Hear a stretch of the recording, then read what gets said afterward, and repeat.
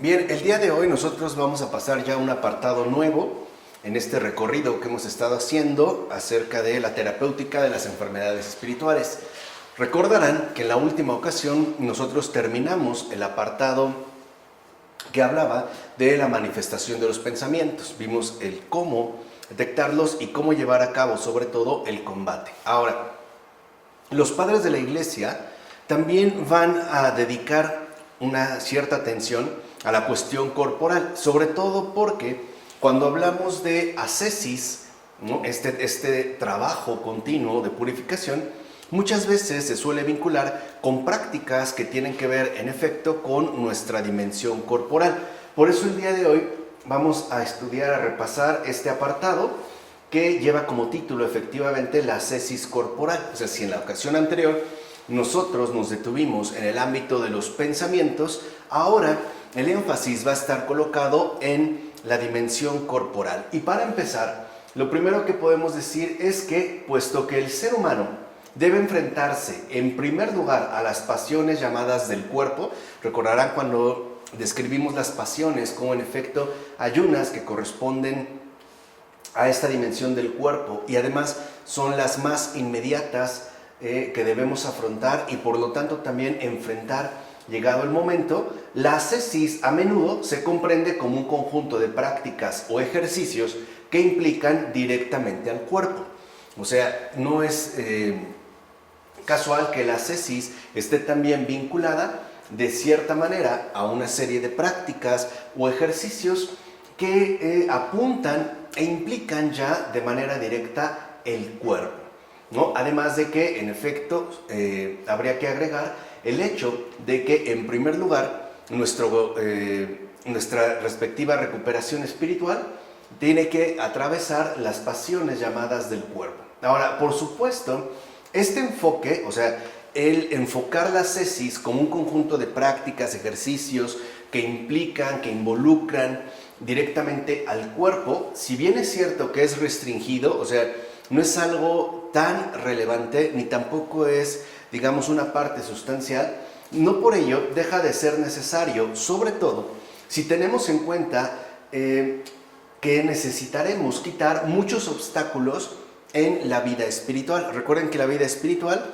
engloba o conjuga de manera plena toda nuestra realidad humana, es decir, todo lo que realmente somos. Entonces, si nosotros queremos avanzar, si queremos madurar, si en efecto queremos curarnos en base a esta terapéutica, también vamos a tener que hacer a un lado o que quitar diversos obstáculos que se van a presentar y en relación también con la dimensión corporal. Ahora, este tipo de ascesis corporal, ¿no? Aunque, insisto, tiene un sentido bastante restringido, pero no por ello deja de ser necesario. Este tipo de ascesis corporal es mencionada, por ejemplo, por el apóstol San Pablo. Cuando San Pablo dice en la primera carta a los Corintios, en el capítulo 9, versículo 27, trato con dureza mi cuerpo y lo tengo dominado, en efecto habría una referencia a este tipo de ascesis corporal, donde, como vemos, hay una referencia explícita al cuerpo y, digamos, al modo en el cual este es tratado, en efecto con dureza, ¿no? Y además el efecto que esto produce y que tiene que ver con un dominio que ahora se ha logrado alcanzar con respecto al propio cuerpo. Ahora, a la cabeza de estas prácticas que involucran la ascesis corporal, podríamos citar algunas que serían genéricas y que también de hecho serían en sí las más frecuentes, por no decir incluso las principales, como podría ser el ayuno, ¿no? Que estaría vinculado en este caso sí con la alimentación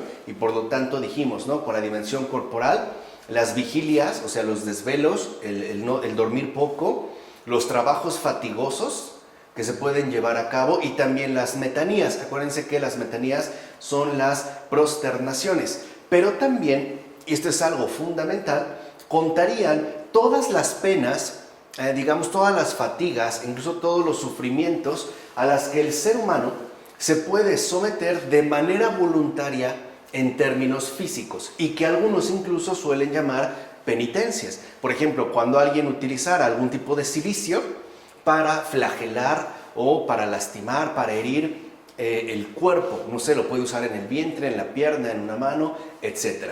Pero en general, las importantes serían el ayuno, las vigilias, los trabajos fatigosos y las metanías. Aunque también, como dijimos, también es cierto que el ser humano se puede someter voluntariamente, ¿no?, a este tipo de prácticas corporales en términos físicos. Otra sería, por ejemplo, dormir sobre una piedra o bien sobre un suelo desnudo o utilizar una piedra en lugar de una almohada cómoda, etc. Todo esto también podría entrar a formar parte de este tipo de prácticas. Ahora, es cierto asimismo que estas dificultades corporales pueden aparecer sin haberlas buscado. Y ese es un punto que no podemos pasar por alto y que de hecho deberíamos de tomarnos muy en serio.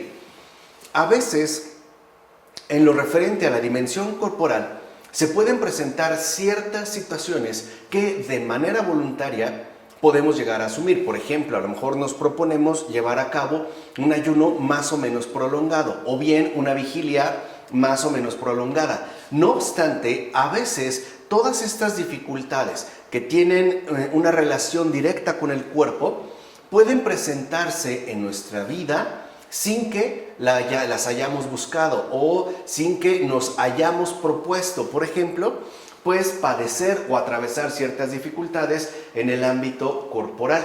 Aquí entrarían, por ejemplo, las enfermedades, las fatigas, o sea, el hecho de atravesar periodos de agotamiento, también en general las aflicciones y por supuesto las diversas tribulaciones que se pueden llegar a padecer en esta tierra. Entonces habría que dejar en claro que cuando hablamos de la ascesis corporal y nos estamos refiriendo a los padecimientos que pueden llegar a experimentarse en esta dimensión, en general pueden ser de dos tipos, voluntarios e involuntarios. Los voluntarios son los que hemos mencionado anteriormente.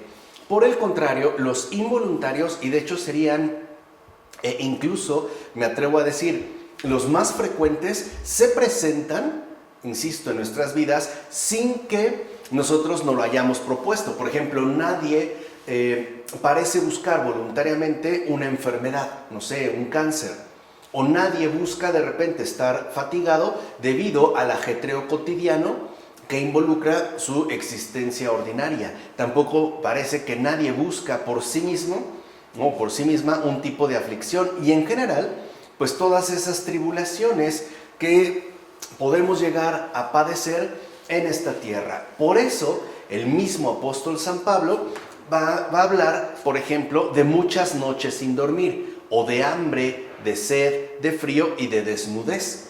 Esto lo menciona en la segunda carta a los Corintios, en el capítulo 11, versículo 27. Entonces vemos cómo el propio San Pablo haría referencia a esta doble condición de los padecimientos corporales.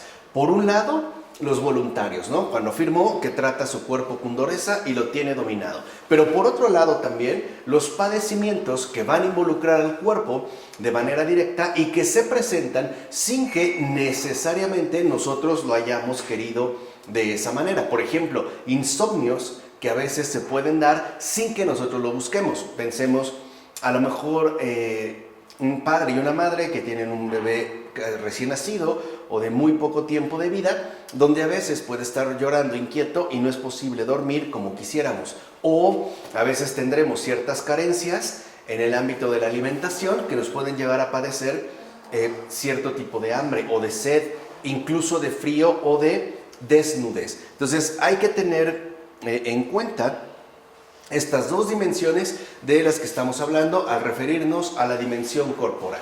Ahora bien, y esto también es lo principal, estas prácticas ascéticas, ya sean voluntarias o involuntarias, o sea, ya sea que las hayamos buscado o no, estas prácticas ascéticas no son un fin en sí mismas.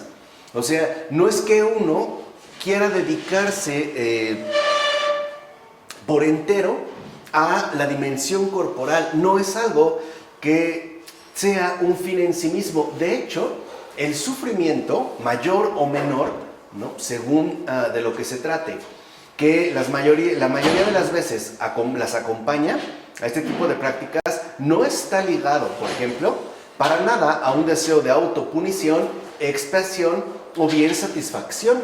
O sea, no se asume ni se considera que la ascesis corporal posea un fin en sí mismo y que tampoco sea como, digamos, algo que nos va a obtener algún tipo de beneficio particular en relación, por ejemplo, con la expiación, o bien para satisfacer, por ejemplo, el caso de los pecados cometidos. Ni siquiera sería como un deseo de autopunición que nos daría, por así decirlo, ciertas ventajas a nuestro favor.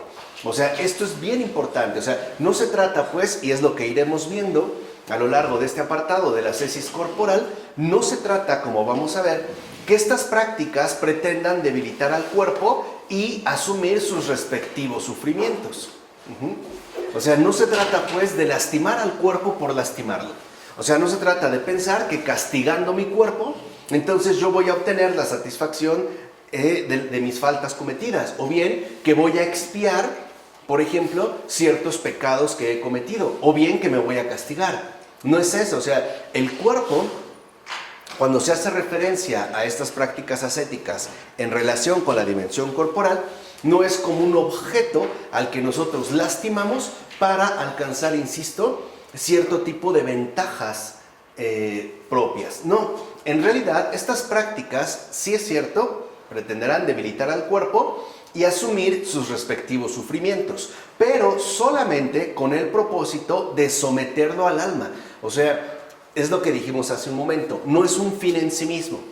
Las prácticas ascéticas que involucran el ámbito corporal no se hacen por el propio cuerpo, sino para que éste quede sometido al alma, es decir, para que quede ordenado según la primacía que corresponde a lo inmaterial en cada uno de nosotros. Ese es el propósito. O sea, si uno quiere practicar algún tipo de ascética corporal, solamente es con vistas a reordenarlo según el alma. O sea, a conformarlo, pues, según el espíritu. No es un castigo, pues. No es para castigarse o lastimarse. Además, y esto es importante, también, ¿no?, se tiene el objetivo de poder purificar al cuerpo, mortificando, para que a través, digamos, de esta purificación, el cuerpo, o mejor dicho, en el cuerpo, se logren mortificar las pasiones que están ligadas a él de manera directa. Aquí sí, o sea, lo que vemos, pues, es que el fin, ¿no?, y eso es fundamental, de la ascesis corporal es espiritual, no es algo físico. Es como si una persona supusiera que por haber cometido un pecado y se diera 30 azotes, ya la hizo. No es así. O sea, ese no es el fin auténtico ni real de la ascética corporal. Así pues, en todos los casos, y esto es fundamental, en todos, ya sea, dijimos, ¿no?, voluntarios o bien involuntarios, en todos los casos, la ascesis corporal está siempre al servicio de la ascesis interior, es decir, espiritual. Si alguien quiere practicar un ayuno o una vigilia, o incluso algún tipo de mortificación corporal, siempre tiene que ser al servicio de lo espiritual. Por eso es que los padres van a hablar de la ascesis corporal como una terapéutica coadyuvante. Por eso les decía, no es tan primordial, ni siquiera es algo fundamental, cuyos sufrimientos, aquí sí, pueden servir de igual manera como remedios espirituales. Esa es la fundamentación. O sea, no se trata de castigar al cuerpo, sino de purificarlo para que éste sea mucho más acorde con la relevancia que posee nuestra dimensión espiritual. Por eso los padres de la Iglesia van a considerar que, si bien es cierto, la ascesis corporal formaría parte de la terapéutica, esta solo tiene sentido en la medida en la que es orientada, ¿no?, hacia la dimensión espiritual. O sea que los sufrimientos físicos que podemos llegar a experimentar corporalmente sirvan al mismo tiempo como remedios espirituales. Por eso les decía que no es en general, ¿no?, en sí mismo un fin. San Máximo, por ejemplo, al evocar los sufrimientos voluntarios e involuntarios, subrayará que estos últimos son enviados por Dios a cada uno según la forma más apropiada para su curación. Entonces, aquí podemos entender ya dos cosas. La primera es que hay sufrimientos, padecimientos, en este caso corporales, que no los hemos buscado por voluntad propia. Es algo que yo no busqué. Es algo que aconteció en mi vida. No es algo que yo decidí padecer. Es algo que simple y sencillamente sucedió. En ese sentido, hablamos de sufrimientos involuntarios, ¿de acuerdo? Una cosa es que alguien padezca corporalmente algo que no buscó, una enfermedad, y otra cosa es que alguien se mortifique voluntariamente, ¿de acuerdo? Entonces, cuando se trata, en el caso de los involuntarios, lo que subraya San Máximo es que estos no son meras casualidades accidentales. No se refiere, pues, a un simple accidente ocurrido sin ningún tipo de razón de fondo. En realidad, lo que dice San Máximo, el confesor, es que los sufrimientos involuntarios, todos, sea del tipo que sea, también son enviados por Dios con vistas a una curación espiritual. Y los va a enviar según, ¿no?, el modo apropiado para cada uno. Recuerden que para Dios no todo nos es conveniente a todos. La relación con Dios es estrictamente personal, es decir, no aislada, sino adecuada a nuestra realidad concreta. Entonces, lo que en efecto puede ser un sufrimiento involuntario, también es verdad que Dios está involucrado en ello. También habría que aprender a tratar de captar cuál es lo que Dios está realizando a través de este sufrimiento involuntario y el fin que pretende adquirir para mí. El fin, recuerden, es la salvación, o sea, la deificación. Y a lo mejor, por muy drástico que eso me resulte, este sufrimiento involuntario siempre va a apuntar hacia un orden mayor espiritual. Por ejemplo, una persona con un cáncer ya en fase terminal, que toda su vida estuvo convencida de que todo depende de uno. O sea, de que si uno, ¿no?, le echa ganas, sale adelante, de que si te lo propones, lo consigues, etc. Pero poco a poco, este perfil, por ejemplo, se va haciendo pedazos, ¿no? O sea, literalmente se va cayendo a pedazos. Primero, porque no puede frenar el avance ya de su enfermedad. O sea, y va a comprender duramente, ¿no?, es cierto, que la vida no depende de él. Y también se dará cuenta de que tampoco depende de los médicos. Los médicos pueden llegar y decirle que está muy bien y a las 5 horas decirle que está muy grave o que está al borde de la muerte. Y también que no son los familiares los encargados de poder mantener a salvo su vida. Por ejemplo, cambiándolo de hospitales o yendo a visitar un médico y otro. Nada de esto ya va a funcionar. Ahora, lo que tendría que aprender en primer lugar es a llevar a cabo un desprendimiento interior para poder entregarse al Señor de manera libre. ¿Se entiende? O sea, esto es importante. Recuerden, todo lo material tiene un sentido espiritual. De hecho, esa es su base. No lo podemos ver como meras situaciones accidentales o casualidades o azares sin sentido. No, tienen un sentido. Pero muchas veces, o quizá la mayoría de las veces, los sufrimientos involuntarios no tienen un sentido inmediato.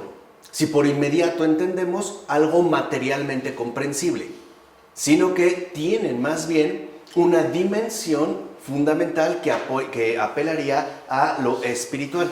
Por eso va a decir San Máximo, ni los médicos que curan los cuerpos dan a todos un único remedio, ni Dios, que cura las enfermedades del alma, conoce un tratamiento que convenga a todas. Por eso lo primero que vemos es que las vidas humanas, ¿no?, se desarrollan de maneras y de modos muy distintos entre sí. Hay personas que aparentemente gozan de muy buena salud, hay otros que no. Hay otros que a lo mejor, ¿no?, hemos sido enfermizos o de una salud, pues, evidentemente precaria desde corta edad. ¿Cuántos niños no hay que muchos años de su tierna infancia los vivieron hospitalizados, por ejemplo. ¿Cuántas personas no han sufrido diversas operaciones? Hay quienes no. Hay personas que a lo mejor atravesaron periodos prolongados de enfermedades complicadas. ¿Cuántas personas no estuvieron postradas en una cama, por ejemplo, años? Y hay personas que no. Hay personas que podemos decir incluso, ¿no? Pareciera que al menos físicamente sufrieron mucho. Otros no. ¿Por qué se da esto? Porque solo Dios conoce el modo conveniente para cada uno de nosotros. La primera tendencia que tenemos, por no decir tentación, es pensar que si las cosas se dieran en mi vida de otra manera, entonces estaría mucho mejor. No, eso es como común. Suponer que, decía el beato Carlos de Foucauld, estamos dispuestos a aceptar de Dios cualquier cruz menos la propia. ¿Por qué? Porque esa está hecha a la medida. Esa sí nos aprieta. O sea, hay personas que dijeran, no, yo preferiría todo menos lo que estoy viviendo. Lo que fuera, ¿no? Preferiría, no sé, incluso estar ciego a tener esta enfermedad o tener ese sufrimiento involuntario.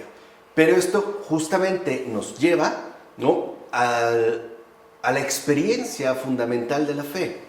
Porque la experiencia fundamental de la fe consiste en reconocer que detrás de todo lo que ocurre, Dios está de por medio. Y es a eso hacia lo que nosotros debemos tratar de apuntar. Porque, como dice San Máximo, por ejemplo, no todos los médicos dan a todos un único remedio, aunque quizá en México el Instituto Mexicano del Seguro Social es la excepción, porque a todos receta, ¿no?, diclofenaco, ácido acetil salicílico y paracetamol, ¿no? Si hay, aparte, ¿no? Y ya todos parejos, pero en realidad no. Generalmente los remedios son distintos. Lo mismo pasa con Dios. No hay un solo tratamiento que convenga a todos. Incluso, lo iremos viendo más adelante, aún en la dimensión corporal, hay personas a las que les es muy conveniente cerrar la boca, o sea, dejar de comer. Pero hay otras a las que les es muy conveniente comer mucho. Dependerá de la situación personal. Y eso es lo que aquí tratamos de ir expresando.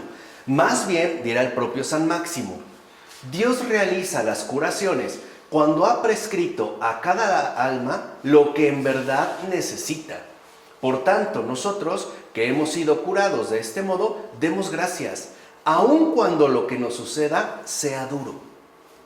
O sea, eso es lo que quiero que entiendan, ¿no? Aquí está, digamos, como parte del realismo. San Máximo. El propio San Máximo el Confesor fue herido duramente en el cuerpo. Él era un gran predicador. Un gran predicador. Y los que lo persiguieron, de hecho es un mártir, lo primero que llevaron a cabo para tratar de amedrentarlo fue cortarle la lengua, para que no siguiera hablando. Y entonces después lo que hizo es ponerse a escribir. ¿Qué le hicieron? Pues cortarle la mano. Y ya después, hasta que se dieron cuenta que ni así se detenía, pues ya entonces lo mataron. Pero, o sea, sabe de lo que está hablando. ¿Se entiende? O sea, no está hablando nada más porque sí. O sea, él reconoce que a veces lo que nos sucede puede ser duro. O incluso podemos decir, puede ser extremadamente duro. Pero ahí es donde entra la experiencia de fe. Si esto es lo que Dios me manda porque lo necesito, pues Él mismo me ayudará a poder atravesarlo. Tal vez no del modo más cómodo posible, ¿no? O el que a mí me gustara, o me gustaría. No obstante, lo que está de por medio, en este caso, es mi curación, es decir, la salvación. ¿Cuántas personas, sinceramente, en extremo arrogantes y déspotas, tuvieron que verse reducidos por la enfermedad involuntaria para recuperar, aunque sea un poco de suavidad en el corazón? Hay personas que se sentían completamente autosuficientes y cuando se vieron en la situación dura de incluso tener que usar pañal, se quebraron, O sea, no era algo que jamás hubieran supuesto. Pero lo que está de por medio es la curación, es decir, la salvación, la santificación. Por eso a lo que nos invita San Máximo es, ok, reconozcamos que Dios está trabajando conmigo de esta manera, no me agrada, no me gusta, no lo quisiera, pero bueno, ya estamos aquí. Entonces le doy gracias y al mismo tiempo me abandono en Él, sabiendo que Él es el que me va a sacar de esto, ¿no? O me va a ayudar a atravesar esta situación, por duro que sea. Ahora, por su parte, San Marcos el monje señala que cuando un alma hundida en el pecado no acepta las tribulaciones que le llegan, los ángeles dicen respecto a ella: hemos tratado a Babilonia y ella no ha sanado. Entonces, todo sufrimiento en esta tierra, especialmente, ¿no?, estamos enfatizando los sufrimientos involuntarios, estos padecimientos no buscados, ¿no?, de manera voluntaria. Todo sufrimiento tiene, digamos, un sentido de curación. Todo, o sea, no hay nada inútil. No es lo que también había visto en su momento Santa Teresa de Calcuta. Ella lo llegó a decir: ningún sufrimiento en esta vida es inútil, ninguno, porque todo apunta a la salvación. Y aquí podemos ver que nuestra dificultad no está en el fin que se busca, la curación, la salvación. Lo que no nos gusta son los medios, el modo en el que hay que llegar ahí. Porque para nosotros habría 1001 alternativas mejores. ¿Por qué nos tocó este? La verdad, solo Dios sabe. Solo Dios sabe. Quisiéramos a veces tener otras alternativas disponibles, pero la realidad es que no. Entonces, lo que Marcos el monje contempló es que cuando nos llegan las tribulaciones, especialmente cuando una persona, ¿no?, se encuentra hundida en el pecado y éste las rechaza, o sea, cuando no las acepta, lo que no está aceptando es la propuesta de Dios, o sea, la curación. Por eso es lo que dicen, ¿no? Los ángeles dicen: hemos tratado a Babilonia, o sea, le hemos dado los remedios, pero ella no ha sanado, no ha querido, o sea, no ha querido aceptar esta situación, no digamos este envío. Además, los padres subrayan que el ser humano soporta más penas involuntarias cuanto menos se ha sometido él mismo a las penas de la seta.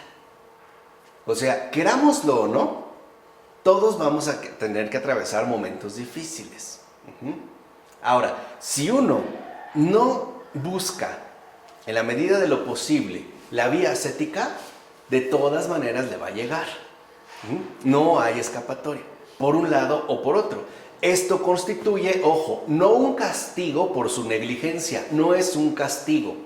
No es, pues ¿cómo le dicen? Como no lo hizo, como no se aplicó, ¿no?, como no fue una seta, pues entonces ahí va el castigo. No, es un don providencial de Dios para permitirle recibir unos bienes espirituales que de otro modo le serían inaccesibles. Esto sí, no hay otra manera de poder recibir estos bienes espirituales. Por eso, lo que yo les dije hace un momento, cuando hablamos del sufrimiento, en particular del sufrimiento corporal, debemos entender que este sufrimiento corporal contiene, ¿no?, en germen bienes espirituales. O sea, toda enfermedad es un gran tesoro espiritual y lo importante es poder aprovecharlo. Si nosotros no lo buscamos de manera propia, pues entonces nos va a llegar de manera impropia. O sea, si no lo buscamos de manera directa, también se nos va a dar de manera indirecta, porque de otro modo no podríamos recibir los bienes espirituales que Dios nos quiere hacer llegar. Entonces, todos los sufrimientos involuntarios, no todas las penas involuntarias, son oportunidades providenciales para adquirir la virtud. Es eso lo que se está buscando. ¿Cuántas veces una persona sumamente impaciente, al verse enferma, tiene que mantenerse tranquilo, a fuerza? O sea, ya no es si quiere, ya no hay alternativas, ya no hay opciones, pero todo apunta a un bien espiritual.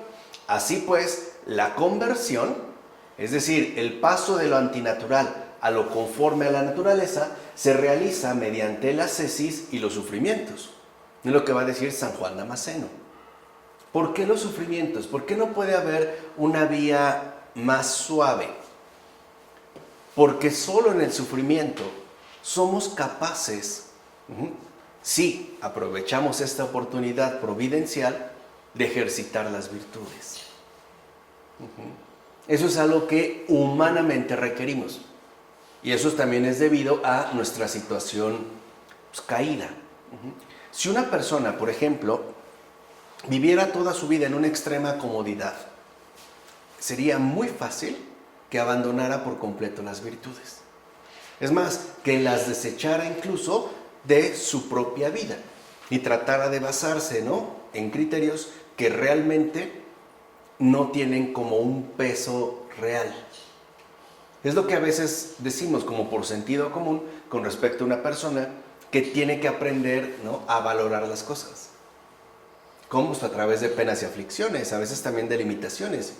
De otro modo se va como extraviando. Por eso, como dijera San Isaac el Sirio, los mandamientos de Dios se cumplen en las aflicciones y los tormentos.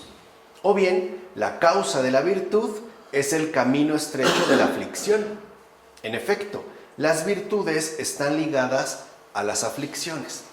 Ahora, aquí también hay que entender como lo providencial que está de por medio.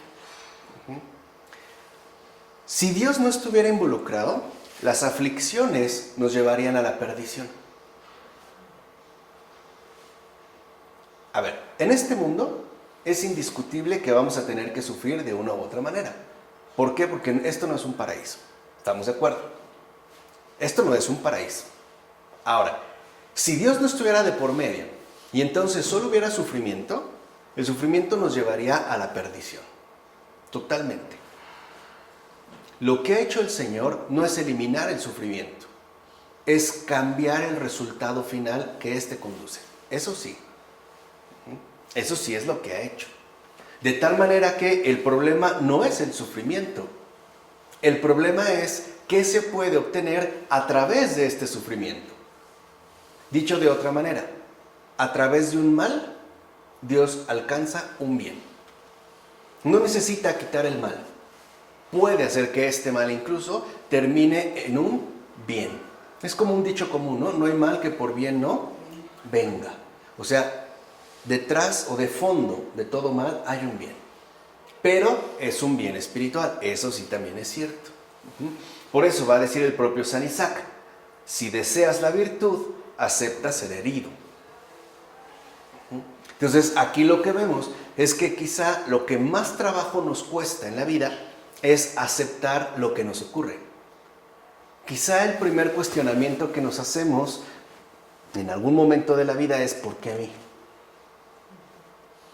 Porque si uno es sincero, a veces pareciera que todos están bien menos uno. Como que todos han sido dichosos menos uno, ¿no? Sobre todo en el Facebook, ¿no? Este mundo de las apariencias, donde siempre suben las mejores fotos, los viajes, las comidas que han tenido. Y parece que todos lo tienen, todos menos yo. O sea, todos son felices y el único jodido soy yo. Y no es cierto. Esa es una falsedad. Entonces, el primer paso difícil es la aceptación. La aceptación de lo que el Señor me ha mandado. Ahora, por decirlo así, me lo ha impuesto. ¿Por qué me lo ha impuesto? Porque de otro modo no lo hubiera aceptado. Seamos sinceros, de otro modo lo rechazaría. Vamos, en pocas palabras.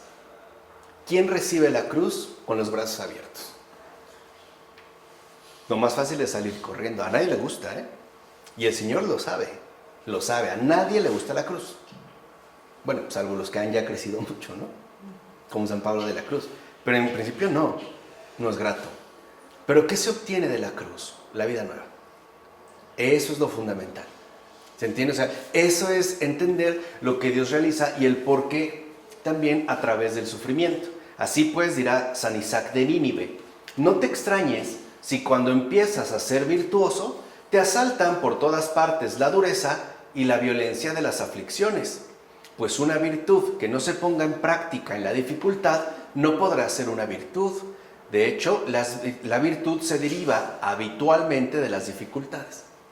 No es lo único necesario, pero sí es lo más frecuente, lo habitual. Esta misma enseñanza que nos transmite San Isaac de Nínive, se la repitió el propio Señor, ¿no?, el Padre, para ser específico, a Santa Catalina de Siena. En una ocasión que ella también le dice: bueno, ¿y por qué tanto sufrimiento? ¿Por qué tanto dolor? El Padre le dice directamente: a ver, hija, seamos sinceros. Las virtudes solo se ejercitan en las dificultades, ¿sí o no? Le dijo: sí, ahí está tu respuesta. O sea, ¿qué ocurre? Que el Señor quiere de nosotros lo mejor. Y a veces, para llegar a lo mejor, tenemos que hacerlo de una manera dura, de una manera difícil. Es como la pimienta, ¿no? para que la pimienta suelte su esencia hay que triturarla, ¿o no? Para que un limón nos dé el jugo que buscamos hay que ¿qué? Hay que exprimirlo. Y el Señor también lo va a hacer. Sabe que vamos a patalear, sabe que vamos a renegar, sabe que incluso vamos a blasfemar. No importa, eso no es lo importante. Lo importante es confiar que al final algo bueno saldrá de todo esto. ¿Se entiende? O sea, eso es lo importante. Y hay que asumirlo también con un sincero realismo. O sea, no tenemos por qué estar como dándole vueltas o tratar de justificar una realidad que no se ajusta a nuestros acontecimientos fundamentales. Lo acaba de decir el Papa Francisco en una de sus homilías matutinas en Santa Marta, o sea, en su misa habitual, ¿no? Y él da unas homilías extraordinarias que valdría la pena checar, de verdad. Es como un gran tesoro, ¿no? Dirían que se va destilando, si lo quieren ver así, como gota a gota.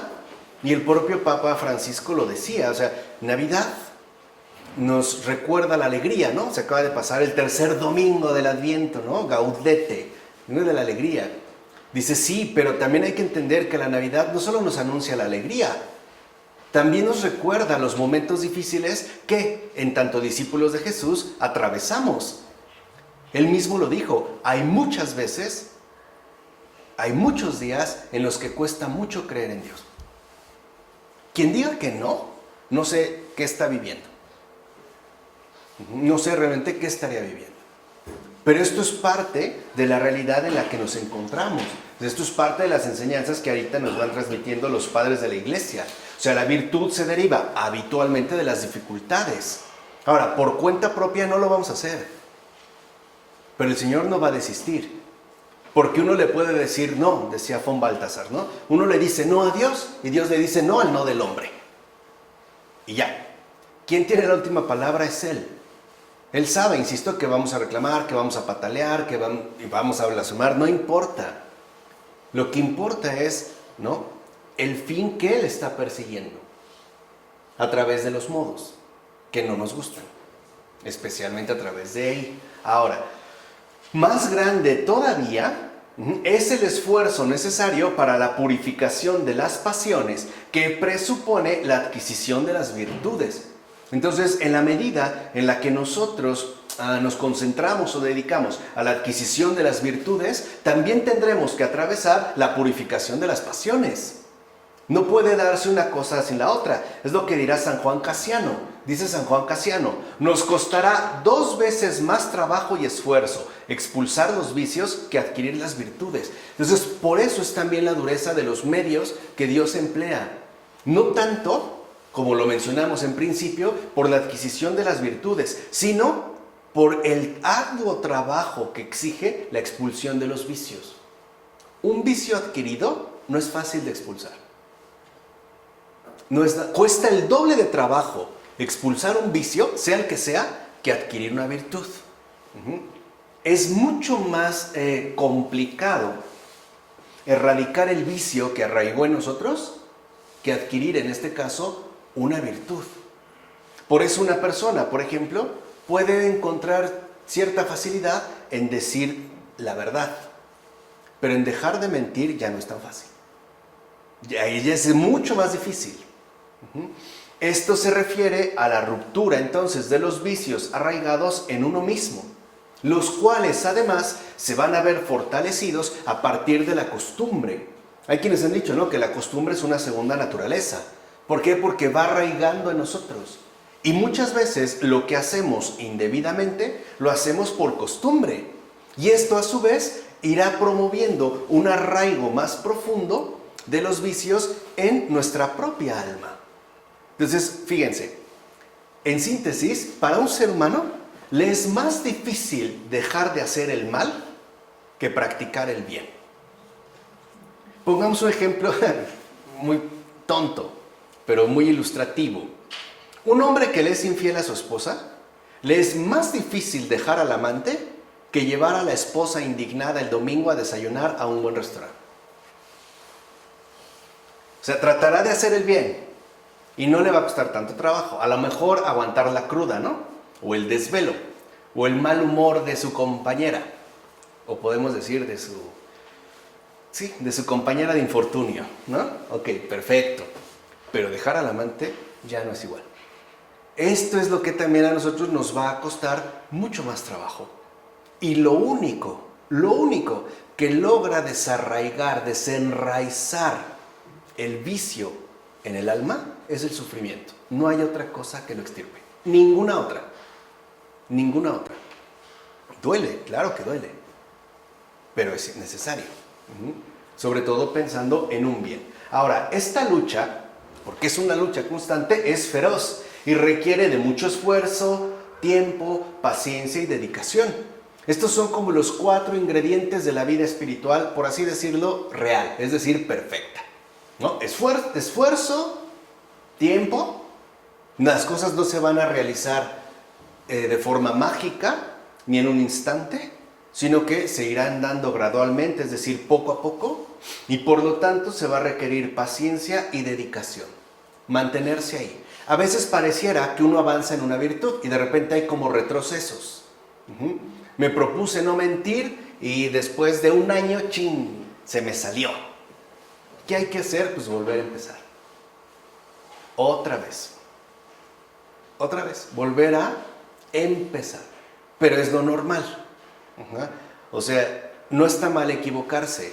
Lo que está mal es no corregirse. Eso sí. Uno puede cometer 1000 equivocaciones, no importa, no es una cuestión cuantitativa. Lo importante es que independientemente de lo que me equivoco, es la misma cantidad de veces que me corrijo. Así veremos cómo los fines verdaderos de la ascesis corporal, dijimos, no es la flexión del cuerpo, ¿no? Y de lo que puede tener lugar en ella son los siguientes. Aquí eso es lo que hay que tener como muy presente. ¿Cuáles son los fines principales de la ascesis corporal? Primero, o sea, el objetivo más inmediato es poner fin a la sumisión antinatural del alma al cuerpo. O sea, se trata de liberar al alma de la influencia corporal. Porque lo primero es el alma, no el cuerpo. Entonces no se trata de aniquilar al cuerpo, se trata de ponerlo en su lugar. Y el lugar que le corresponde es segundo, no es lo primero. Y a veces sentimos como esta lucha del cuerpo por querer imponerse en un primer término. Sobre todo a lo mejor en situaciones muy límites. Si tenemos hambre y solo hay un pan, mi cuerpo me dice cómetelo. Mi alma dice no te lo comas, pero mi cuerpo me lo exige. No es algo que yo puedo como que controlar tan fácilmente. Entonces la sumisión del alma al cuerpo no es natural, es antinatural. Entonces lo que se trata en este caso es de volver a poner orden en nuestra vida. Dicho de otro modo, el objetivo más inmediato, así el más inmediato de la ascesis corporal es devolver al alma a la soberanía del espíritu. Es lo que va a decir Santalacio. Dice Santalacio, lo propio de la naturaleza racional es someterse a la razón y dirigir al cuerpo controlándolo con dureza. Ahora, esto podemos decirlo así, sí y no. ¿Vale? Primera, es cierto que hay una naturaleza en nosotros que tiene prioridad y es una prioridad racional, que sí tenemos que dejarnos guiar por la razón. Es cierto. Pero tampoco es tan cierto que por ello debamos dirigir el cuerpo a través de un control severo, es decir, y tratándolo con dureza, y menos aún con extrema dureza. Esto todavía tiene como un cierto resabio de paganismo. Por ejemplo, para los griegos, no en general, o sea, un Pitágoras, lo fundamental era como machacar el cuerpo para poder, ¿no?, elevar el alma. Pero el cristiano no. El cristiano no repudia al cuerpo, al contrario, lo santifica. Y también reconoce que la razón no está intocada, también está quebrada, porque forma parte de nuestra realidad. Y la razón también necesita purificarse, al grado de que el cuerpo no se trata, pues insisto, de verlo como un enemigo a muerte, ¿no?, que debo castigar cada vez que puedo. No es esto. El problema es el pecado, que es lo que colocó el desorden. O sea, el problema no es el cuerpo. El problema es el pecado que puso todo patas para arriba. O sea, el problema es que el alma, debido al pecado, se ha sometido indebidamente a las apetencias del cuerpo. Esto sí, pero no es por el cuerpo. Si no recuerden, ¿no? Había unos herejes que en efecto van a decir que, por ejemplo, en el caso de los gnósticos, que el cuerpo, al ser material, no era más que una obra que no provenía de Dios, porque era caduca, porque era finita, etcétera, etcétera, etcétera. Lo único realmente importante era el alma, y no es así. O sea, la realidad no es así. La realidad es que es debido al pecado que el alma quedó desubicada y ahora se sometió indebidamente a las exigencias del cuerpo. Y eso es lo que se busca corregir. O sea, el problema no es el cuerpo, el problema es el pecado, ¿vale?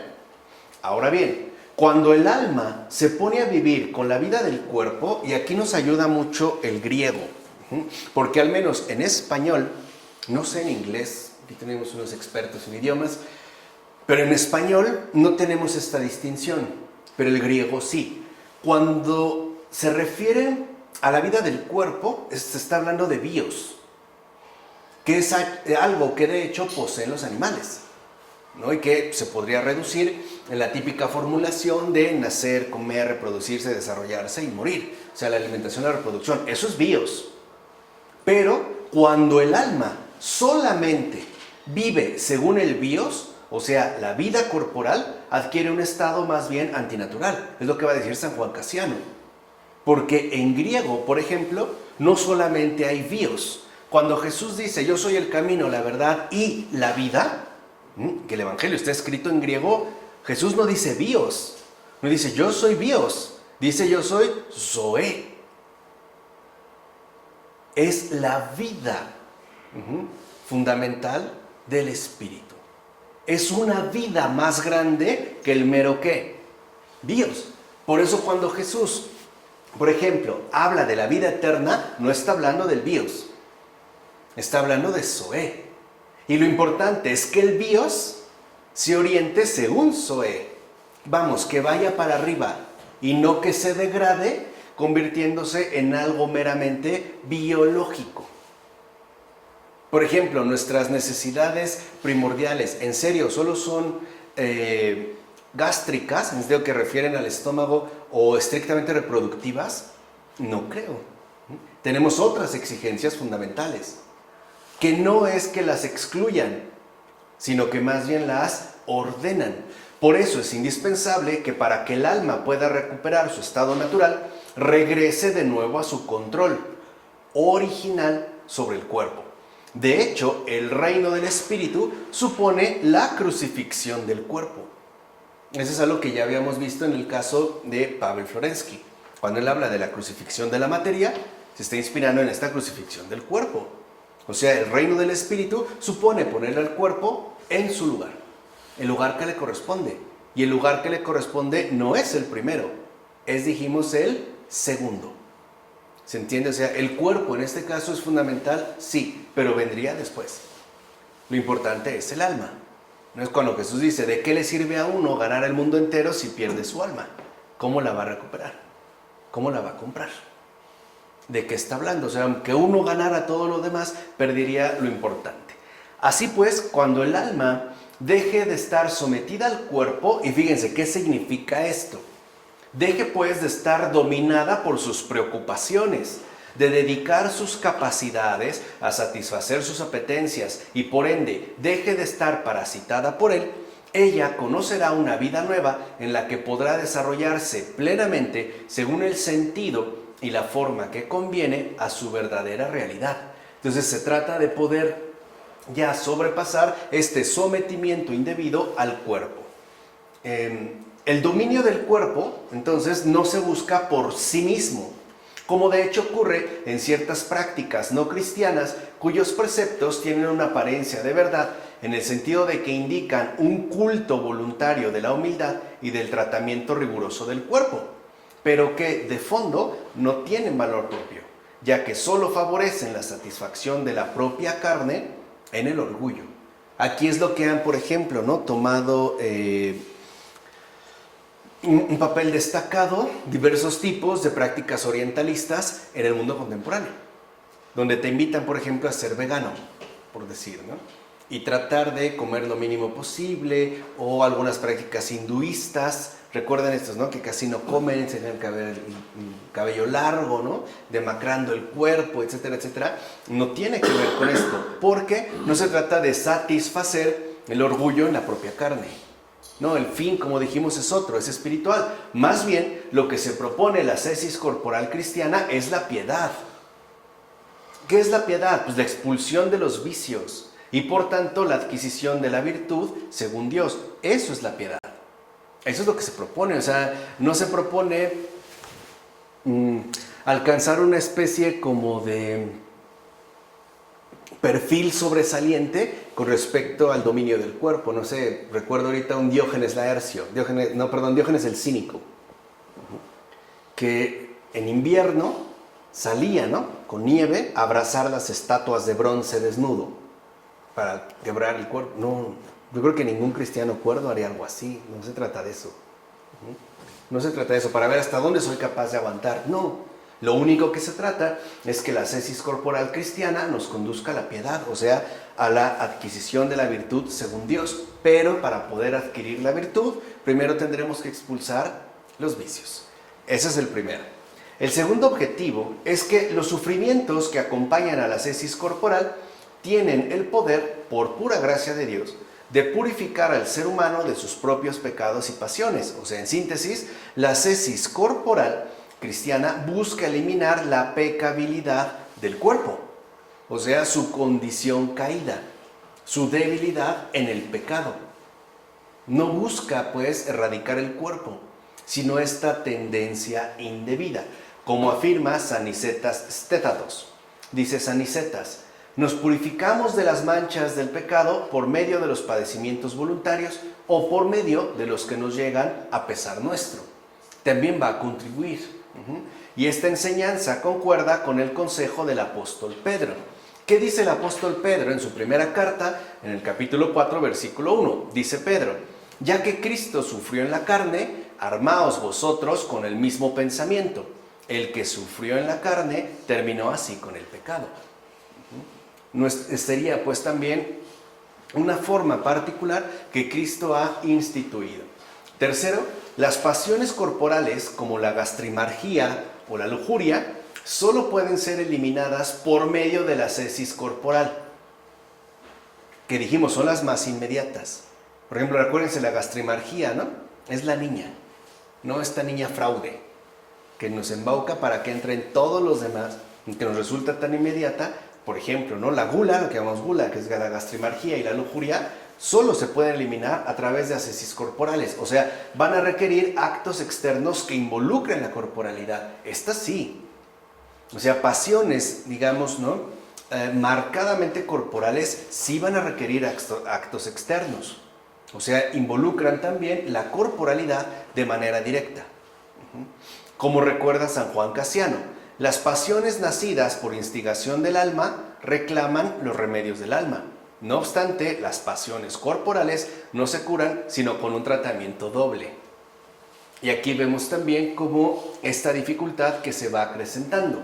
En efecto, para refrenar los ataques de las pasiones corporales no basta con aplicar el espíritu, como sí ocurre de ordinario con la tristeza, la ira y los demás vicios del alma. Aquí sí, basta una aplicación del espíritu, pero cuando se desatan las pasiones corporales, esto no va a ser suficiente, sino que habrá que mortificar el cuerpo por medio de vigilias, ayunos y diversos trabajos que lo debilitan según sea requerido.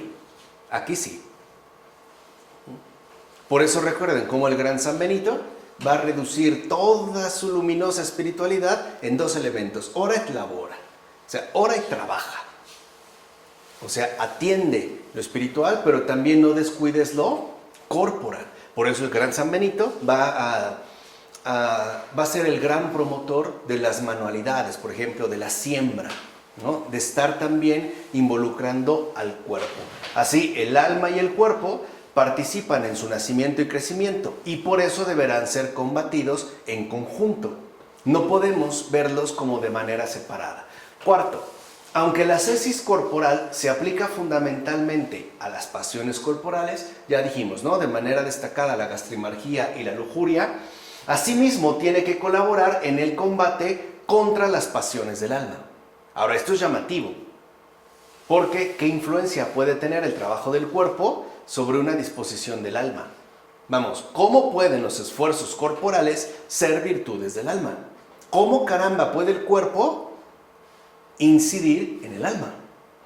¿Cómo puede lo material, pues, tener una repercusión directa en lo inmaterial? La respuesta a este tipo de preguntas se encuentra dada a partir del vínculo que une cuerpo y alma según las condiciones de la existencia humanamente terrena. Y esto es primordial. En efecto, el alma toma parte por naturaleza en las aflicciones del cuerpo, ya que su propio movimiento ha sido ligado al movimiento corporal. San Isaac el Sirio, ¿no?, es el que dice esto, y añade que esta vinculación incomprensible es obra de la sabiduría divina. Por eso es que un ser humano es tan enigmático, porque nosotros somos espíritu materializado y al mismo tiempo materia espiritualizada. ¿Cómo conviven? Solo Dios lo sabe. ¿Cómo realmente pueden subsistir siendo, ¿no?, de naturaleza tan distinta? Solo Dios lo sabe. Eso es parte de nuestro enigma, o sea, nos resulta humanamente incomprensible. Es obra de la sabiduría divina, pero están involucrados. Por ejemplo, cuando nosotros tenemos una tristeza profunda, el cuerpo también lo resiente. A veces se nos va hasta el hambre, o nos duele la cabeza o el estómago. Y al revés, si atravesamos un dolor corporal fuerte, nuestro ánimo decae. Nos podemos sentir, por ejemplo, desganados. Están involucrados, están pues correlacionados. Lo que pase en uno también terminará repercutiendo en el otro. Por eso no es casual que, por ejemplo, una persona que atraviese un periodo intensivo de depresión pueda o bien bajar mucho de peso o bien subir mucho de peso. Dependerá de la manera en la que está reaccionando en su alma. Ahora, por otra parte, las condiciones de la existencia material del ser humano poseen cierta incidencia sobre su estado interior, es lo que acabamos de mencionar. San Doroteo de Gaza hará notar que las disposiciones del alma, y esto es importante, no son las mismas en el que goza de buena salud y en el enfermo, en el que tiene hambre y el que está saciado. Tampoco son las mismas en uno que va bien vestido y en otro que va vestido miserablemente. Eso también hay que entenderlo, o sea, no les podemos pedir lo mismo a todos. Eso sería un grave error. No es lo mismo, o sea, no tiene el mismo humor una persona que está bien comida a alguien que no ha comido. Ni siquiera sus disposiciones interiores son las mismas con alguien que viste bien, con alguien que no viste bien. Eso también ya va a tener una incidencia muy particular. Incluso el alma o el estado de alma que tiene una persona con buena salud no es el mismo de alguien que está enfermo o que estaría atravesando, en este caso, una determinada dificultad. ¿Por qué? Porque nuestra realidad material, nuestra realidad visible, también tiene una incidencia directa en nuestras disposiciones interiores. Por consiguiente, el alma se ve afectada por todo lo que hace o sufre el cuerpo. ¿Cuántas veces? A ver, un ejemplo bien sencillo. Llegamos a una fiesta elegante y llevamos los zapatos rotos. ¿Cómo nos sentimos? Y son unos zapatos, ¿eh? O sea, no estoy hablando de otra cosa, unos zapatos. Eso es capaz de perturbarnos interiormente de una forma extrema, al grado quizá de que preferiríamos salir de ahí corriendo. Ya no lo aguantaríamos. Con eso, no necesitaríamos algo más. O sea, quiere decir que nuestra dimensión externa material sí importa, no es irrelevante. Y no le puedo pedir lo mismo a alguien que viste bien, a alguien que no viste bien. Y no puedo exigirle lo mismo a alguien que está bien comido, a alguien que no está bien comido. No le puedo pedir lo mismo a un rico que a un pobre, para acabar pronto. Sus disposiciones interiores son completamente diferentes. Y ahí es donde tendríamos que ser nosotros como muy delicados al dirigirnos a esa alma. No obstante, este principio también vale en sentido inverso. Si la caída promovió que el ser humano se sometiera al cuerpo y por tanto a las pasiones, la ascesis corporal invierte este proceso, ya que utiliza el vínculo natural del alma y del cuerpo para reducir las pasiones y establecer las virtudes. Es volver de nuevo a poner las cosas en orden. Quinto, al tratar con dureza al cuerpo, la ascesis corporal se opone directamente a la filautía. Recuerden que esa es la madre de todas las pasiones, ¿no? El amor propio. Y golpea todas y cada una de las pasiones que engendra. Ahora, esta contribución es esencial para poder curar las pasiones en el ser humano, ya que la filautía, como ya vimos, es la madre de todas ellas. Es más, la ascesis corporal, y es el modo en el cual combate de manera frontal a la filautía, es lo que anula el placer que las nutre y fortalece. Por eso a veces, por ejemplo, alimentos no bien elaborados, no bien condimentados, ¿no? Se van sobre la filautía. O sea, no solo mortifican el paladar, mortifican el orgullo. Y sí se resiente. A lo mejor hasta ni ganas tenemos de comer, o lo vamos a hacer como de mala gana. No es lo mismo un platillo bien elaborado que una cosa hervida. O sea, a ver, imagínate comerte un pollo hervido sin sal. Así nada más. O sea, de entrada es no. ¿Se entiende? Esto ayudaría a quitar el placer, que de hecho es lo que nutre y fortalece las pasiones. Por eso escribe Santalasio que el largo amor al padecimiento destierra el amor al placer. Pues sí. Pues sí, ¿qué otra? Una persona que toda su vida ha dormido en el piso, ¿creen que va a anhelar un colchón soñare o no sé cómo les llaman ¿cómo se llama? Resortes independientes y esto, pues no, ya ni lo tiene en cuenta. Una persona que solo ha comido en su vida frijoles cuando hay tortillas y chile, ni siquiera sueña con carne, por ejemplo, ¿no? Por no hablar de otras cosas mucho más elaboradas, ya no. O sea, digamos que ya no tiene esa exigencia o esa carga. También dice Santalasio, la vida dura y la aflicción, voluntaria o suscitadas por la providencia, borran el placer. Ahora, aquí hay que tener cuidado, porque cuando esto, sobre todo de manera involuntaria, ¿no? Es, digamos, muy marcado, puede también conducir a una especie de amargura intensa, a una especie de amargura interior.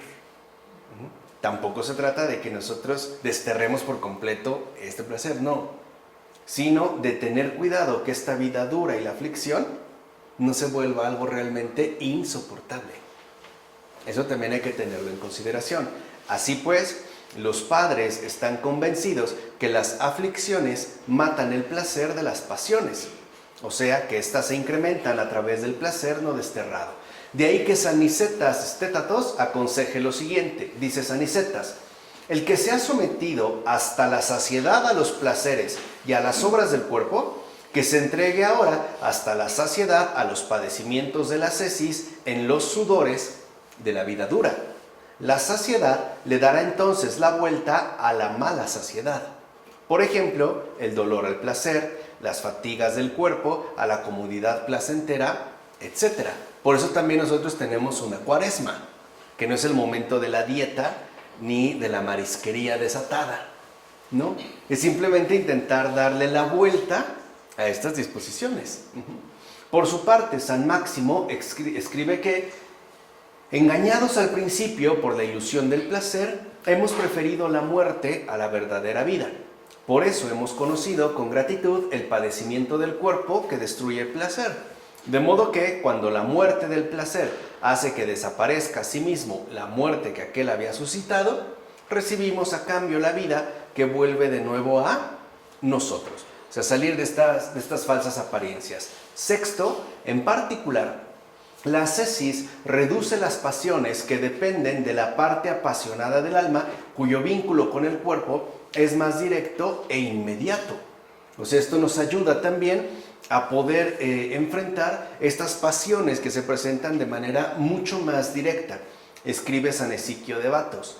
La ascesis corporal, quiero decir el ayuno, la templanza, el acostarse en el suelo, el permanecer de pie, la vigilia y todas las demás cosas que afectan el cuerpo, calman la parte apasionada y la libran del pecado activo. Pues sí, ¿qué ganas vamos a tener?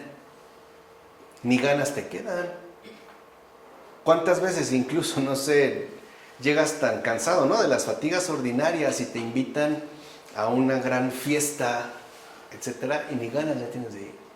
No, va a estar increíble, va a haber un menú, el buffet. No, de verdad yo ya no tengo ni ganas. O sea, querámoslo, ¿no?, nos quitan las energías que nos queden para el pecado activo.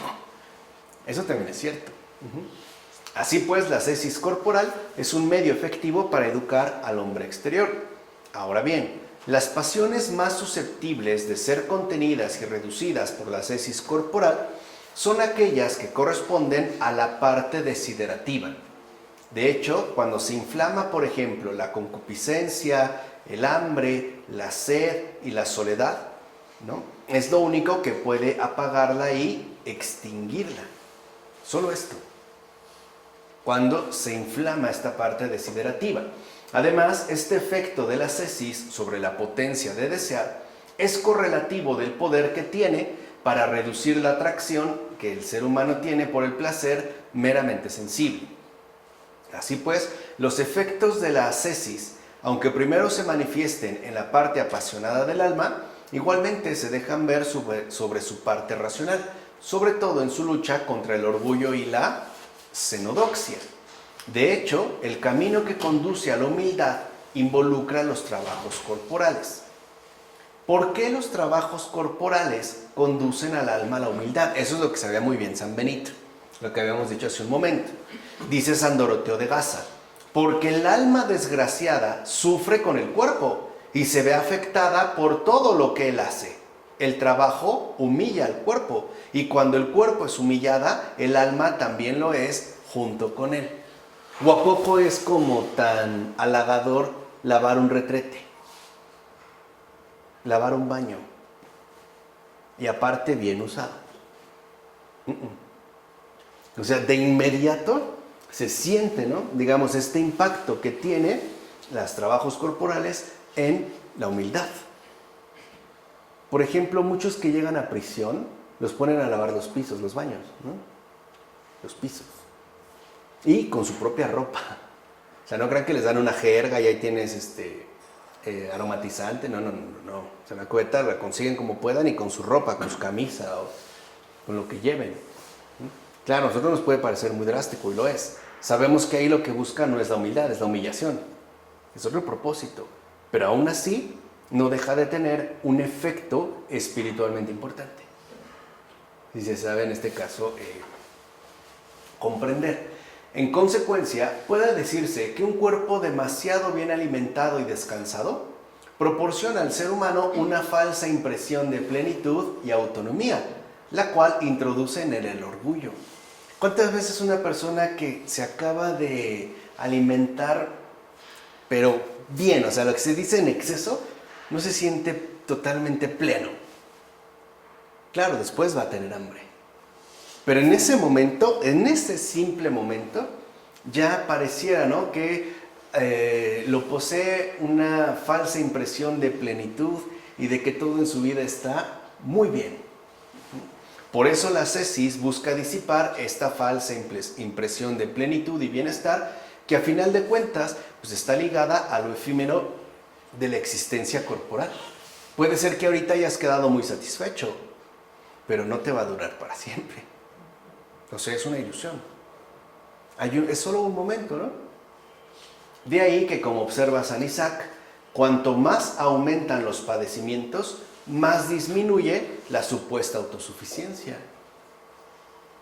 Más aumentan los sufrimientos, menos es la supuesta autosuficiencia. El sentirnos plenos, etc. Séptimo, además, la ascesis posee el efecto de reducir el número, el movimiento y la fuerza de los pensamientos apasionados que se presentan a la inteligencia. y por tanto contribuye a establecer en ella la calma y la tranquilidad intelectual. Esto sí es muy importante. Como señala San Isaac, los pensamientos no pueden divagar en el vacío cuando el cuerpo está afligido. Por eso, cuando soportamos con alegría las penas y los tormentos corporales, asimismo podemos refrenar firmemente nuestros malos pensamientos. Ya no requerimos hacer como un trabajo extra. Es curioso que, por ejemplo, en los campos de concentración, ¿no? Y ya sea sobre todo en los rusos, incluso también en los campos de concentración nazis, vemos cómo los pensamientos, ¿no?, de los que lograron en tanto sobrevivientes, ¿no?, hablar de ello, que no se puede olvidar, no se debe olvidar, era tal la situación corporal que vivían que sus pensamientos, en pocas palabras, no están puestos en tonterías. Ya no. O sea, los pensamientos ahora se dirigen a lo fundamental. Ni siquiera puede decirse que en su mayoría se dieran el lujo de tener malos pensamientos. Ni eso, Ni eso. Llegaban ya tan quebrados, ¿no?, corporalmente, anímicamente, que incluso se ponían a roncar y nada de estar pensando en tonterías. Ya no. O sea, los pensamientos parecen entonces centrarse únicamente en lo importante.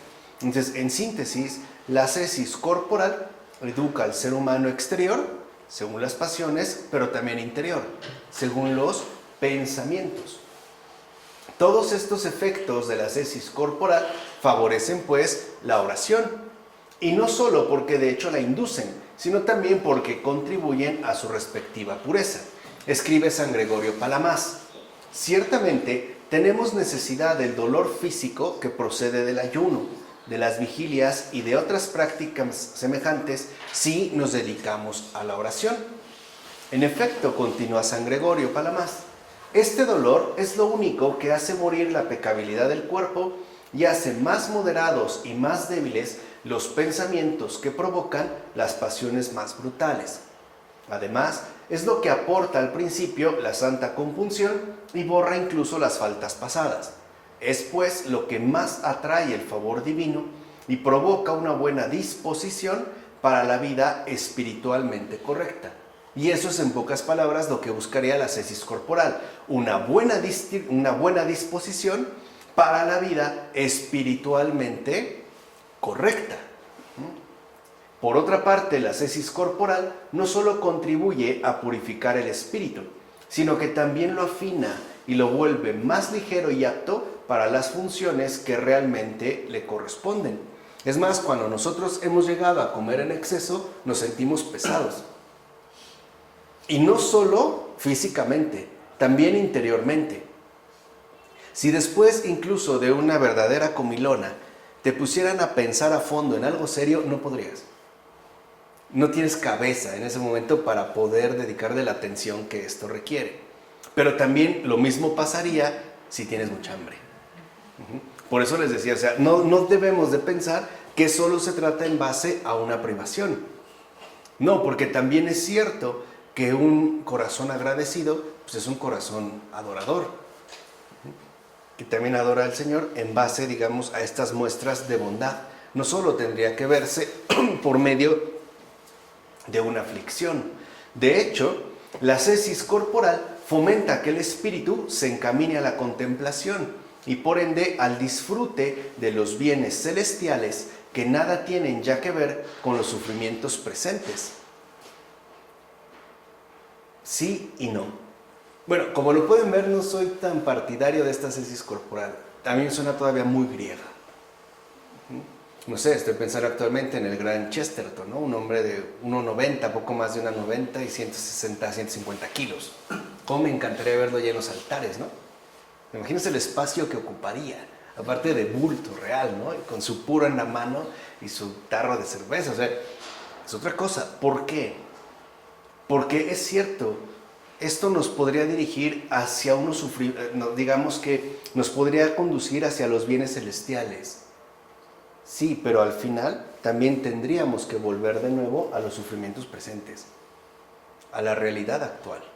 O sea, dicho de otra manera, no se trata de promover la aflicción, se trata también de hacer llegar la consolación, en la medida en la que esto sea posible. Eso es lo que nos había dicho, ¿se acuerdan el ejemplo en una ocasión en una clase de Thomas Kitty, ¿no? Cuando conoció a un hermano que llegó ahí con los trapenses y en los momentos particulares de ayuno, él comía más que los demás, ¿no? Y no entendían por qué rompía la regla. Y después los convenció para que, bueno, durante la Pascua, ¿no?, ya pudieran comer helado. Y sus hermanos se enojaron porque estaba, ¿cómo se van a dar ese placer? Pero bueno, aceptaron el helado. Y el hermano les dijo, ¿por qué no le ponemos chocolate y nueces? O sea, pues, sí, es esto el punto. O sea, también Dios nos invita a poder experimentarlo en esa satisfacción que sabemos proviene por Él y para Él. Es también un homenaje, o sea, esto es algo importante. No tiene que ser también como una vida tan aflictiva, ¿no? Por medio de la privación. No, también se le puede dar gracias a Dios por este enorme cowboy de 2 kilos que me acaban de preparar. ¿Se entiende? Esa es la comida que compartimos. Eso es el punto, porque si no, claro, pues se te haría olvidar. Sí, pero al final no se puede. Por eso Jesús, claro, da el sermón de la montaña, pero después también les da de comer. No les dice, ya, con eso tienen, ¿no? No lo olviden, ¿no? ¿Les da hambre? Pues no. Denles de comer, también les dijo, denles de comer. Esto es importante, o sea, que la persona sea alcanzada en todas las dimensiones. ¿Por qué si no pareciera entonces que en efecto tendríamos que olvidar el disfrute? ¿Pero qué Dios no también es disfrute? ¿O no? O sea, hay como un cierto dolorismo, ¿no? No sé si en México está más enfatizado que en otros lados, pero hay como un dolorismo, como si mi experiencia con Dios tuviera que ser estrictamente sufriente. O sea, como si el disfrute fuera algo pecaminoso, ¿no? O sea, ponerme una camisa de una tela agradable a la piel, no, ¿qué tengo que usar? ¿Púas? ¿Qué no eso también es obra del Señor? O sea, ¿qué eso lo vamos a descartar? O sea, ¿qué tenemos que masticar vidrios, por ejemplo? Pues no, un pan bien horneado, ¿no? Algo bien hecho, etcétera. O sea, todo eso es fundamental para no incurrir en ese tipo de desviaciones que aparte pueden ser como muy patentes en este caso. Ahora bien, para que la ascesis corporal obtenga todos estos efectos, es indispensable que se realice con discernimiento y mesura. Dicho de otra manera, si bien es cierto que tal ascesis implica un cierto decaimiento del cuerpo, esta no debe maltratarlo ni debilitarlo en extremo. El cristianismo jamás ha promovido un abierto desprecio del cuerpo. Eso es pagano. Eso no es cristiano. De hecho, el cristianismo invita a cuidar el cuerpo. Es decir, a respetarlo en tanto miembro activo con pleno derecho al favor divino. Eso es lo que yo les estaba diciendo antes. También el cuerpo está invitado con pleno derecho al favor divino, ya que es bueno por naturaleza, según su real integridad, y también porque está destinado a resucitar y a conocer junto con el alma la deificación al parejo. Por eso lo había visto muy bien el gran San Bernardo, ¿no? Decía, muchos pensamos que ya los santos que están en el cielo ya le hicieron. Decía, pues no, les falta el cuerpo, se aguantan, no están plenos. Plenos solamente Jesús y María, nada más. Ellos sí. Ni San Benito, ni San Pío de Pietrelcina, o sea, ni el santo cura de Ars, ¿no? Santos de primera liga, ¿no? De artillería pesada, pues. No, o sea, no, les falta el cuerpo. Y ahí, quieran o no, nos esperan a todos. O sea, ya claro, ya tienen una parte ganada, pero están incompletos. ¿Por qué? Porque no podemos nosotros quitarle al cuerpo su pleno derecho que tiene también al favor divino. Eso es algo importante. Recuerden que para los griegos el cuerpo no tiene este favor, al contrario. Es quizá aquello que nos aparta de. Entonces, lo que vemos es que el cuerpo no es un obstáculo en sí mismo para la vida espiritual, tampoco es una prisión o una tumba para el alma. Santo Tomás de Aquino, ¿no estaba gordito y bien gordito? Ay, no me digan que era muy fan de la dieta, ¿verdad? sea, hasta para sentarse a comer le tuvieron que hacer una media luna especial para que cupiera su panza. Y eso es santo. Claro, el cura de Ars es un hueso, ¿no? Hasta se ve. Pero afortunadamente no todos son esqueletos. O sea, no todos tenemos que acabar como momias de Guanajuato. Pues, ¿qué es eso? No. Es eso el punto. O sea, entender también las disposiciones que se requieren con discernimiento y mesura. De hecho, el problema con el cuerpo se presenta cuando éste se somete a las apetencias apasionadas que en él se despiertan. O sea, cuando el cuerpo también queda sometido al pecado, pero no por sí mismo. Así pues, es contra tales apetencias que debe ir dirigido el combate de la ascesis corporal. Como dijera Abba Poemen, no hemos aprendido a matar nuestro cuerpo, sino a matar nuestras pasiones. Esto sí, pero no el cuerpo. En todo caso, luchar contra el cuerpo mismo sería equivocarse de adversario e ignorar la verdadera finalidad de la ascesis corporal. Por eso San Pablo, a la vez que dice, trato mi cuerpo con dureza, ¿se acuerdan que la habíamos mencionado? Asimismo señala, nunca nadie ha odiado su propia carne, sino que la nutre y cuida de ella como Cristo hace con la iglesia. Lo dijo en la carta a los Efesios, capítulo 5, versículo 29. De fondo, puede decirse entonces que en la vida espiritual el cuerpo debe colaborar con el alma. Él mismo debe cumplir la voluntad de Dios y estar al servicio del alma según el espíritu. Esa es la ascesis corporal, poner el alma al servicio según el espíritu. Por eso, como dijera San Máximo, el ser humano debe amar su cuerpo, pero sin pasión. Debe pues mantenerlo, pero como un simple servidor de las cosas divinas. Esto sí, o sea, no tiene por qué atentar contra él.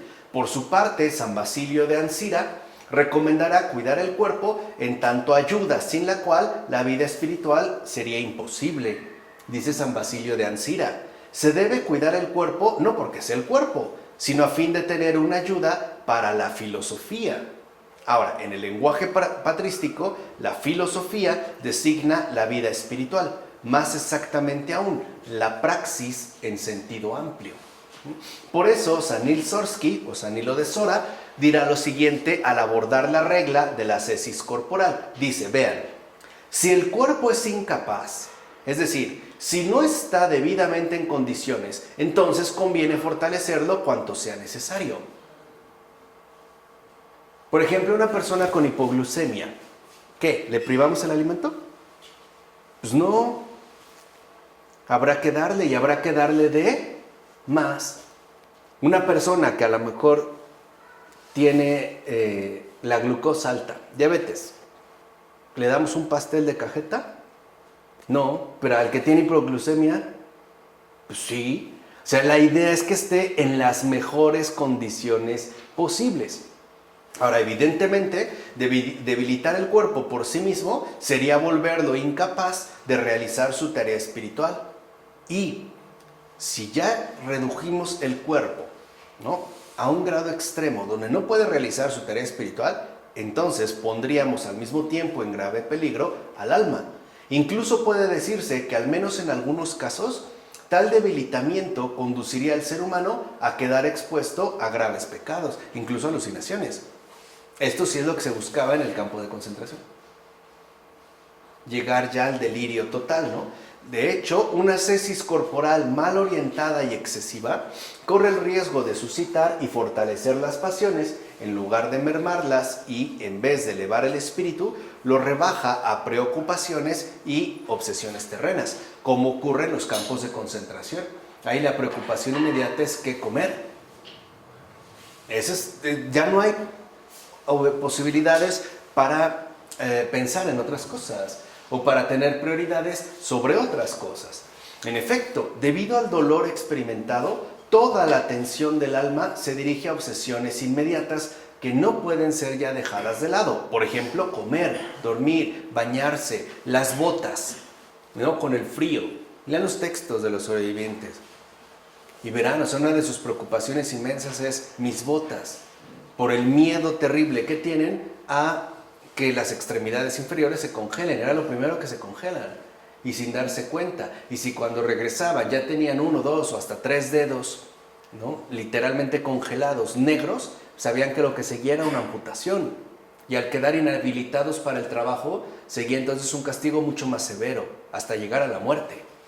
Por eso estaban tan obsesionados, por ejemplo, por las botas o por el cachito de hilo que habían logrado obtener de una tela que encontraron por ahí, después de hacer un cosido. O sea, este tipo de obsesiones que no permiten pues tampoco elevar el espíritu.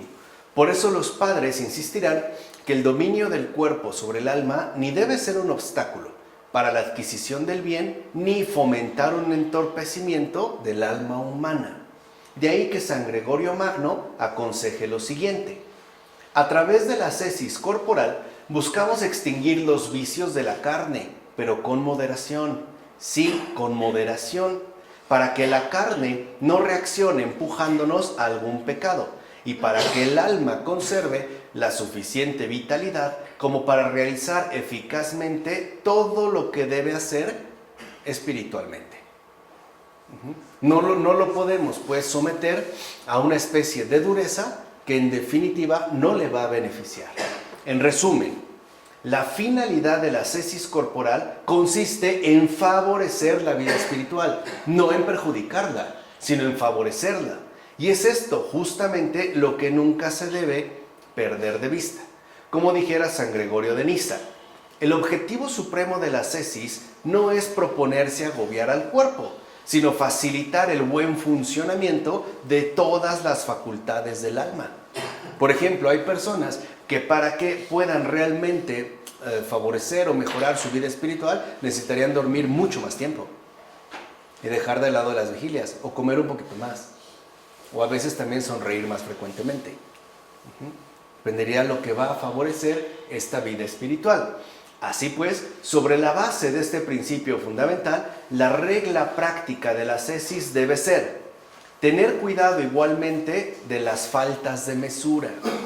Primero, para que no falte la atención sobre la prosperidad de la carne. No vaya a ser que por exceso vaya a quedar sepultado el espíritu.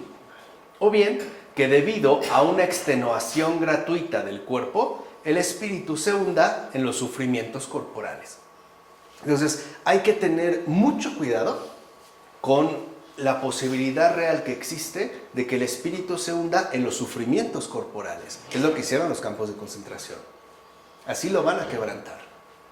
¿A través de qué? Pues a través de ensañarse con el cuerpo, es decir, con los sufrimientos corporales.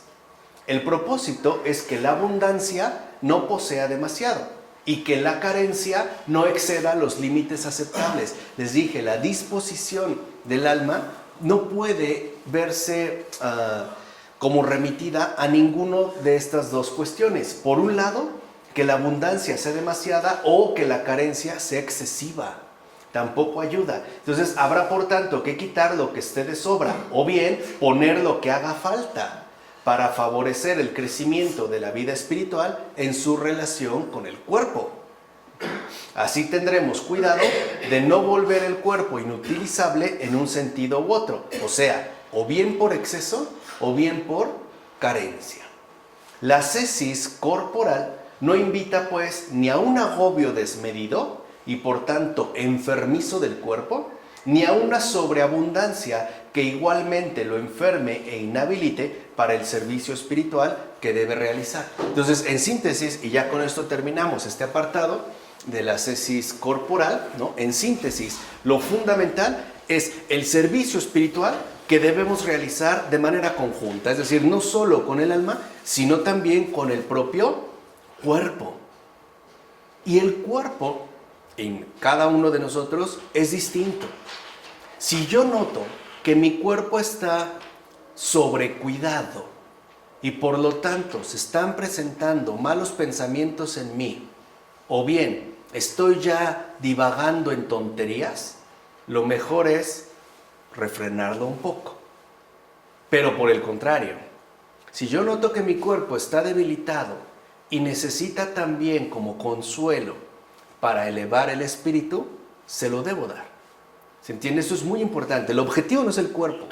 El objetivo es lo que más convenga, o sea, el servicio espiritual. ¿Y cuál es el servicio espiritual? A final de cuentas, el estar siempre alegres con el Señor. Esa es la regla. Esa es la regla. El poder alegrarse con esa alegría que viene de Dios. Y ahí es donde tendremos que encauzar el cuerpo. Y por ende también, ¿no?, discernir los requisitos que se presenten en la ascesis corporal. ¿De acuerdo? Vamos a dejar hasta aquí. En nombre del Padre, del Hijo, del Espíritu Santo. Amén.